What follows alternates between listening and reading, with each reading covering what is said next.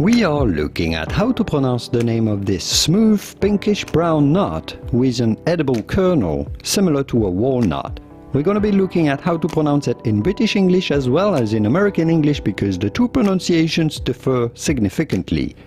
In British English, it is normally said as pecan, stressing on the first syllable, pecan. In American English, however, it is usually said as pecan. Pecan, stressing on the second syllable. Pecan versus pecan.